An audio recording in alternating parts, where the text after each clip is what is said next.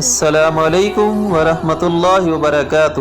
حضرت ابو ہریرہ رضی اللہ تعالیٰ عنہ سے روایت ہے کہ آپ صلی اللہ علیہ وآلہ وسلم نے فرمایا کہ ایک وقت ایسا آئے گا کہ جب علم اٹھا لیا جائے گا، جہالت اور فتنے پھیل جائیں گے اور حرج بڑھ جائے گا۔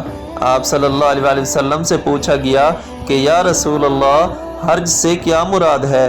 تو آپ صلی اللہ علیہ وآلہ وسلم نے اپنے ہاتھ کو حرکت دے کر فرمایا اس طرح، گویا آپ صلی اللہ علیہ وآلہ وسلم نے اس سے قتل مراد لیا۔ جی تو دوستو، اس حدیث سے ہمیں 4 باتوں کی وضاحت ملتی ہے۔ نمبر 1 علم، نمبر 2 جہالت، نمبر 3 فتنے، اور نمبر 4 قتل و غارت۔ علم سے مراد فطرت کے اصول و ضوابط کو سمجھنا۔ جب فطرت کے اصول و ضوابط کو بھی نہیں سمجھا جائے گا تو جہالت بڑھے گی، اور جب جہالت بڑھے گی تو ہر طرف فتنے پھیلتے چلے جائیں گے، اور جب فتنے ہر طرف پھیلتے چلے جائیں گے تو اس سے قتل و غارت بڑھے گی۔ دعا ہے کہ فتنوں کے اس دور میں اللہ تعالی ہمارے مال، جان اور ایمان کی